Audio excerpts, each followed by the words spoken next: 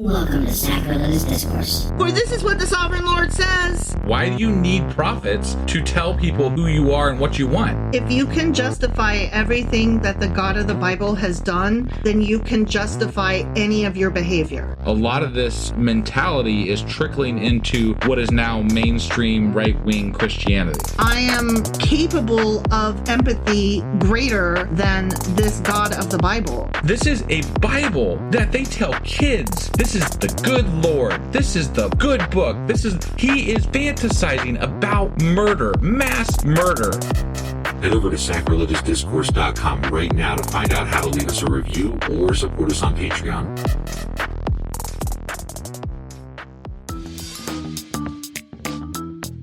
Hey there, sinners and saints. It's your favorite Bible-bashing duo from Sacrilegious Discourse, and we need your help. That's right, folks. We're raising funds for some heavenly equipment and a studio that doesn't sound like it's in the depths of hell. Our current setup, let's just say it's more apocalypse than audiophile. So if you want to hear us dissect the Bible without the background noise of demonic squirrels, chip in a few bucks. We're aiming for $5,000 to upgrade our audio and build a studio worthy of blasphemous banter. Donate today and help us spread the good word of atheism. You can find a link right on our homepage, sacrilegiousdiscourse.com. Every dollar counts. Even if it's from your collection plate.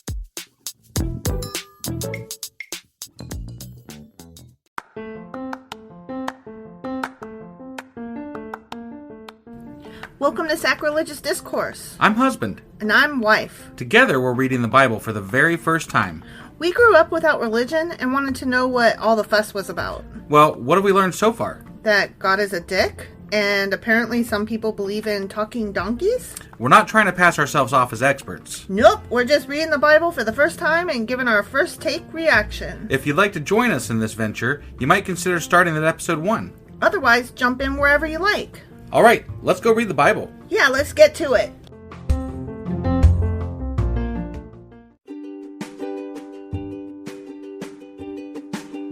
Hey wife, did you know that Anchor is sponsoring our show? Really? Don't we use Anchor to distribute our podcast on Spotify and Apple Podcasts? Yeah, and we are on just about every other platform available as well, thanks to them. Why do we use Anchor as our podcasting service? Well, they make editing and distributing our show a breeze. What if one of our listeners wants to start their own podcast? Then they should head over to anchor.fm or download the app to get started. Awesome! You guys should go do that right now! Husband! Wife! Do you remember what happened yesterday? I remember that we went off on a lot of tangents. We sure did. We talked about fucking everything. We talked about Star Wars and TV shows and Xena. Right? Yeah. But I think there was like a mom that got pissed off about something. Athelia. Athelia? Yeah. Okay. And she got mad. She killed a lot of people because she was like, fuck you. Because her son was killed. Right. So she took the throne. But then she was like killing royalty, and like one of the royal kids escaped, and they hid him in like a room for like 6 years. Okay, the royal kid was a baby. He was a baby, yeah. Yeah. Baby. It was like a Moses age type of thing. Right. And he hid away in a room for like 6 years. And then when he was 7... they called all the king's men and all the king's horses. All the king's horses and all the king's men, and they put that kingdom back together again. Yeah, and then they killed Atheilia. Yeah. But they had to drag her out because they didn't want to kill her inside the palace? No, it wasn't. They killed her in the palace. I think they didn't want to kill her in the churchy place. The throne room, what do you call it? The altar. Fuck, I'm scared. What was it called? Failing here. I can't even remember what they called them. The palace grounds is where they killed her. Yeah. Oh, they didn't want to kill her in the temple of the Lord. Yeah, the temple. Why can't I think of the temple? The Jesus. temple. We've only said the temple so many times, like in this book, like it's used all the time. We're stupid. I mean, there's that. So. And so then they took down all of the pagan stuff, the altars to Baal and all that. Yeah. They got rid of all those. Right. And supposedly they're going to be right with God now and stuff. Because they made that kid read those words. Right. Also, this is completely separate subject here, but I want to apologize. You are so sorry. I am so sorry. You are sorry. I accidentally uploaded an episode from 2 Samuel as the main section of our podcast for yesterday's episode. I don't know why that makes me laugh so hard. It's fixed now. I think. I mean, it may not be fixed everywhere, but it's fixed, where I can fix it. Yeah. And if the place where you're listening is still showing the wrong thing. Yeah, go over to Anchor. You can listen to it there. Yeah, for sure. That's your platform's fault. Right. Or YouTube. Point. I know it's fixed on YouTube too. Yeah. So, but anyway, that was my bad. It's all fixed now. I had somebody call me out on it on Twitter, so thank you for that. I really fucked up. Oopsie doodles. Yeah, and I should have got their name because I can't. I almost have it in my head. Like I know them when they talk to me. I'm like, oh yeah, that's that. I know them. Yeah. But I can't remember their name right now as I'm speaking, and I should have had that ready. You should have. But regardless, thank you for the help, and I appreciate you letting us know. So, all right. So anyway, that was 2 Kings chapter 11. It sure as fuck was. Unless, of course, you were listening to 2 Samuel. But today we're going to be getting into 2 Kings chapter 12. Oh, shit. What are we getting into? 2 Kings chapter 12. Sorry, I got carried away there. You sure as fuck did. I did. You need to get your shit together, sir. I will get my shit together. You get your shit together. Get off of my shit. Well, look, we were going to do a live stream tonight, and then I broke equipment. And I was like, fucking hell. You did. You pulled the thing down, and you go, fuck! Yeah. I broke it! And it's too bad nobody was on the live stream yet, but you would have had a real fun time listening to me, dropping my goddamn phone a million times. And you were like, I'm gonna break something! God damn it! And then I did. It was kind of funny. It was something, anyway. It was funny, and I'm over there trying to stay out of your way and not laugh at you, but...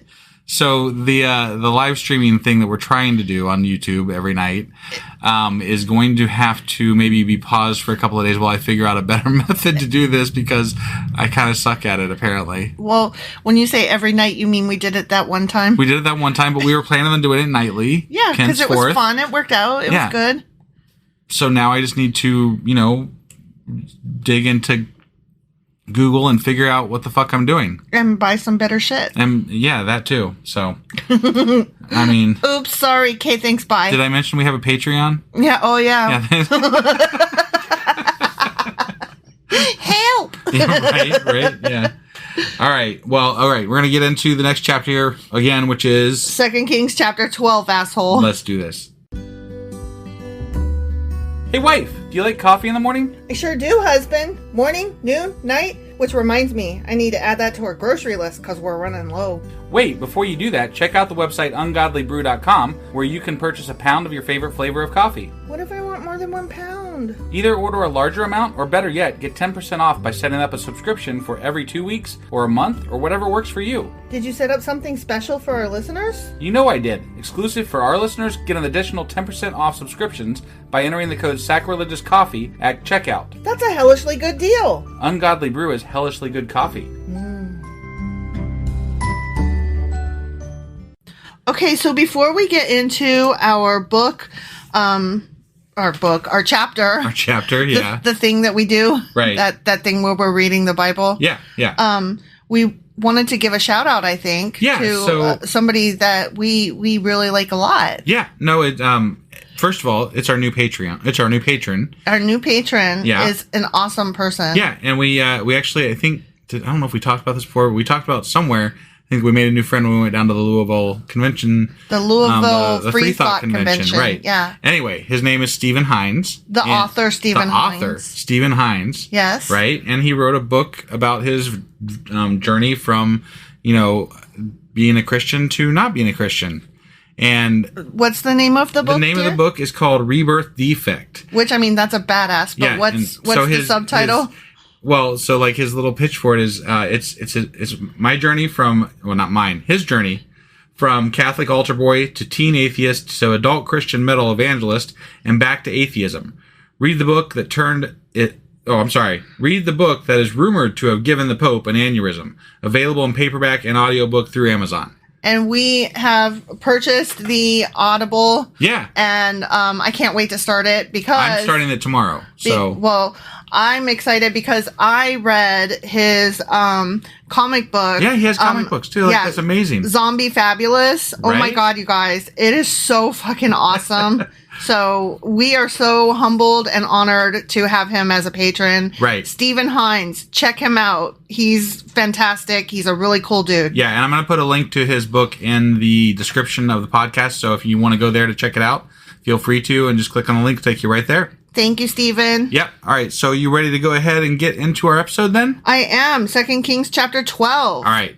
Here we Awesome. go. Ready? I'm ready. Don't forget, they just killed a bunch of fucking people. She killed a bunch of people, and then they killed her, and then they got rid of all of the Baal and all of the altars and shit. Right. But they didn't kill a bunch of people yet. Well, I mean, not yet. I have a feeling, though. I mean, there's a lot of death and killing in this book, so yeah. I mean, it's a safe bet. I have a feeling that the way it's going to go is that they didn't just knock down some altars. I think they probably did some business. You think so? I think so. Okay. But that's just my opinion. You don't just knock down altars. You also kill the followers. Right. That's just my opinion based on what I've read thus far. Yeah. So here we go. Jehoash began to rule over Judah in the 7th year of King Jehu's reign in Israel. He reigned in Jerusalem 40 years. His mother was Zebiah from Beersheba. All his life, Joash did what was pleasing in the Lord's sight. Oh, wow. Because Jehoiada, the priest, instructed him. Oh, okay. Yet even so, he did not destroy the pagan shrines, and the people still offered sacrifices and burned incense there. Why didn't he destroy those then? Womp womp. Like if he's doing everything godly, why wouldn't he destroy those? Because they're like, he's good, but he's not good. He's not perfect. He's no David. Right. One day, King Joash said to the priests, Hey, collect all the money brought as a sacred offering to the Lord's temple, whether it is a regular assessment or a payment of vows or a voluntary gift. Okay. Let the priest take some of that money to pay for whatever repairs are needed at the temple. Oh, so tithings. Tithings for building repairs. Yeah. But by the 23rd year of Joash's reign, the priests still had not repaired the temple. What they do with the money? He was laundering that shit, man. He was like taking that, he's stashing it somewhere. He was buying yachts. Right? Because that's how they do. I'm saying, like, he's got some fucking... But you know what? I don't think it was the king, because listen to this. Okay. So King Joash called for Jehoiada and the other priests and was like, the fuck? Why haven't you repaired the temple? Right. Don't use any more money for your own needs, assholes. From now on, it must all be spent on temple repairs. Right. But wait, that was 23 years before he called him on it. Right. But it's funny to me that, like, we're still to this day, we're arguing about, like, taxing churches because, I mean, they're ridiculously, like, some of these churches are ridiculous. Yeah. And they have millions of dollars as the fucking pastors and whatever. They're these televangelist type people. And it's insane. We're not taxing them because they're fucking religious. No, fuck that. They're fucking uber rich. And they're getting away with it because they're a quote-unquote church. And they're fleecing their followers, robbing them, and they're grifters. And the funny thing is, it was happening back then in the fucking Old Testament. It was already happening. Yep. So, like, why would we believe it's any different? Jesus had problems with that. Like, we know when we get into the New Testament that Jesus is going to have issues with that. Right. And all the Christians today seem to have missed that part of Jesus' message. Yeah. Or didn't miss it so much as didn't give a fuck because they ain't real Christians. I love the Christian pastors that are actually really popular, but they try to act like they wear blue jeans on the stage and they're like, but they're, they're still rich, right? Like they there's this one guy, I can't remember what his name is. I think it's Greg Locke. Yeah. And he is always like, he's wearing like blue jeans and like t-shirts and shit. And he's always bitching about like, Joel Osteen and the other preachers that are all rich and, wonderful, but he is the same thing, just he understands how to play the part better. He's disguised. But he got them manicured nails. Right? Yeah. Yeah. So the priests agreed not to accept any more money from the people, and they also agreed to let others take responsibility for repairing the temple. No, what happened was they got busted and were like, okay. Yeah. Then Jehoiada the priest bored a hole in the lid of a large chest and set it on the right-hand side of the altar at the entrance of the temple of the Lord. The priests guarding the entrance put all of the people's contributions into the into the chest. Okay. Whenever the chest became full, the court secretary and the high priest counted the money that had been brought to the Lord's temple and put it into bags. Then they gave the money to the construction supervisors who used it to pay the people working on the Lord's temple. The carpenters, the builders, the masons, and the stone cutters. Mm-hmm. They also used the money to buy the timber and the finished stone needed for repairing the Lord's temple, and they paid any other expenses related to the temple's restoration. So they got busted and then they fixed it. But they got away with it for 23 years. Yeah. So, yeah. I mean, the money brought to the temple was not used for making silver bowls, lamp snuffers, basins, trumpets, or other articles of gold or silver for the temple of the Lord. It was paid to the workmen who used it for temple repairs, as it should be. Yeah. None of that fancy shit. You just gotta pay for them repairs. Just get the plumbing in good order, right? Okay? Yeah. Make the lights go on. Right. Put the windows, get glass in those windows. No accounting of this money was required from the construction supervisors because they were honest and trustworthy men. I don't know about. I mean, like, why were they? Why should we believe that? Were they though? Right? I don't know that. So, like, that's like saying that my company is honest and trustworthy. Is it? Like, I could say on a general level, like, sure, they don't try to outright screw me over. But, like, if I didn't clock in for, like, 20 minutes and I told them about it and they forgot to punch it in, they're not going to go out of their way to fix that. No.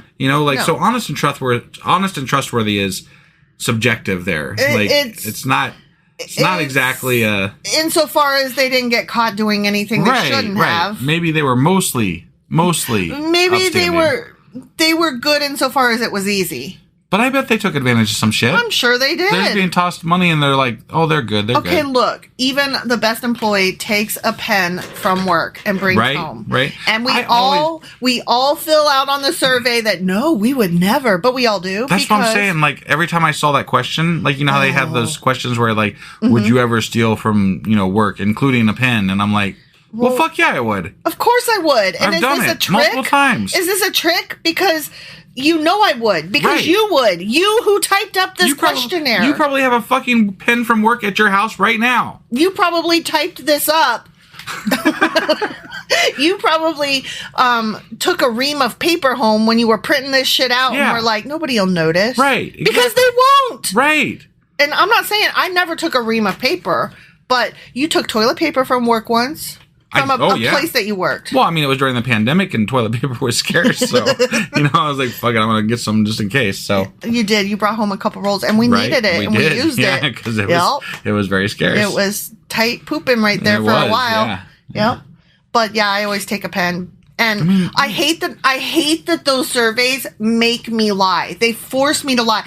And I don't think that I should be made to feel guilty because let me tell you how many times that I brought my own pens to work that got taken by other coworkers or their children who played with my color pens. Or how many times does your company take advantage of your time or your availability or whatever? Like they definitely go the other way with it too. Yeah, so. I feel like I should make them fill out a survey.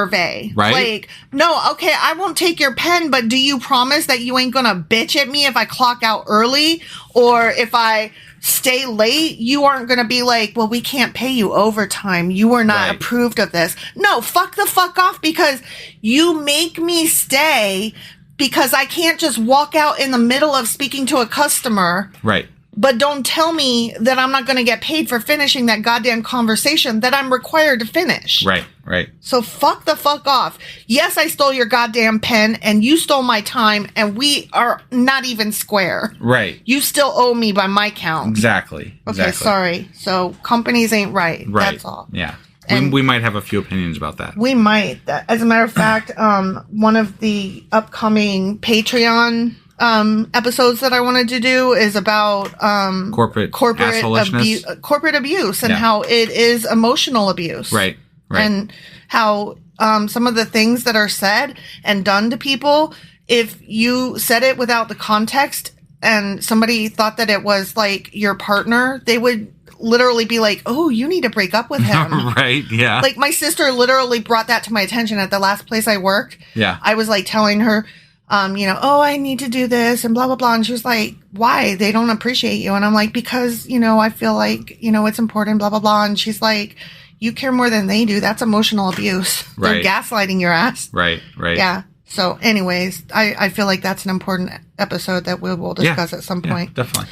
However, continuing. Yes. The money that was contributed for guilt offerings and sin offerings was not brought into the Lord's temple. It was given to the priests for their own use. Okay. I mean, I guess that was cleared.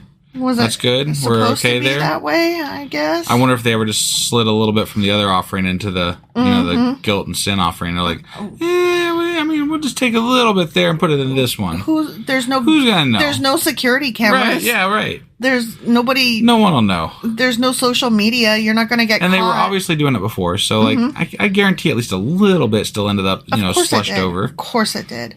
About this time, King Hazael of Aram went to war against Gath and captured it. Oh, okay. Then he turned to attack Jerusalem. Oh, that asshole. King Joash collected all the sacred objects that Jehoshaphat, Jehoram, and Ahaziah, the previous kings of Judah, had dedicated, along with what he himself had dedicated. He sent them all to Hazael, along with all the gold in the treasuries of the Lord's temple and the royal palace. Okay. So Hazael called off his attack on Jerusalem. Because he's like, there's nothing there to steal. I guess. Right? I guess. The rest of the events in Joash's reign and everything he did are recorded in the Book of Chronicles, Kings, whatever shit thing that we can't see on there. So that we're not allowed to see in this. Right, Yeah.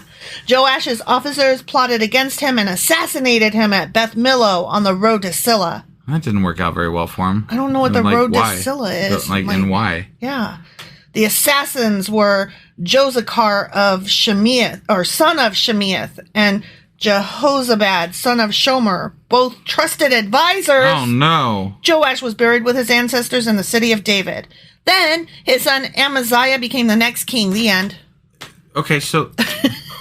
People were robbing, and then they stopped robbing, and then they robbed some more, and then a king died and was replaced by his son. The end. Right, I mean, there's got to be more. They always just throw these things out like that, and I'm like, there's got to be more to the story, right? Like, some king dies and his son gets anointed king, but why did they kill him? Did they kill him because they're working with his son? Or, there's got to be some sort of, nefarious thing going on behind somewhere, because you don't just kill somebody just to kill them. Right. There's got to be some reason behind it. His officers plotted against him. Why do we never get to know the fucking reason? I don't know. They didn't like him. They leave that shit out. They didn't like him. They wanted more money for their yachts. Right. I guess. Right. Yeah. So. All right. I guess. Whatever. Well, that was 2 Kings chapter 12. And tomorrow we'll be going over 2 Kings chapter 13. All right. We'll see you then. Bye.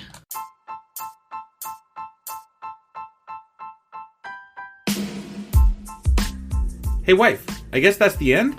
But husband, that's just sad. It doesn't have to be. We are on lots of social media platforms like Twitter.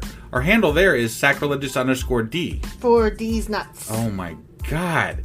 Stop doing that. Anyway, we're also on Facebook, Instagram, and Pinterest. There's a link to all of our social media sites at our website. Ooh, we have a website? Yeah, it's sacrilegiousdiscourse.com, where you can also find a link to our merch shop. We have a merch shop? Yep, we have podcast-themed clothing, mugs, notebooks, and more, as well as an atheist and science-themed products.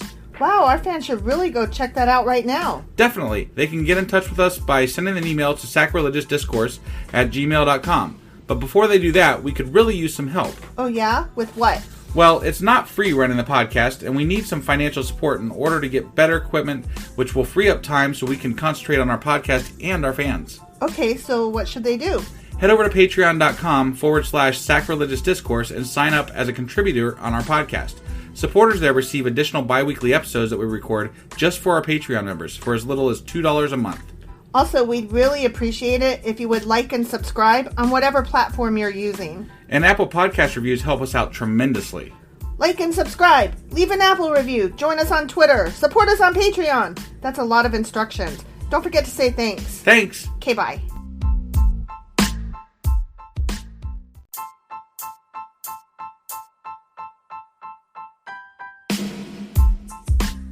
Hey, wife, I guess that's the end?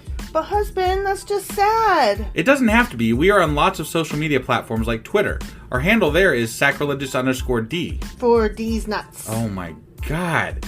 Stop doing that. Anyway, we're also on Facebook, Instagram, and Pinterest. There's a link to all of our social media sites at our website.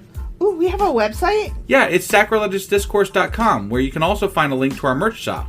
We have a merch shop? Yep, we have podcast-themed clothing, mugs, notebooks, and more, as well as an atheist and science-themed products. Wow, our fans should really go check that out right now. Definitely. They can get in touch with us by sending an email to sacrilegiousdiscourse@gmail.com. But before they do that, we could really use some help. Oh yeah? With what? Well, it's not free running the podcast, and we need some financial support in order to get better equipment, which will free up time so we can concentrate on our podcast and our fans. Okay, so what should they do?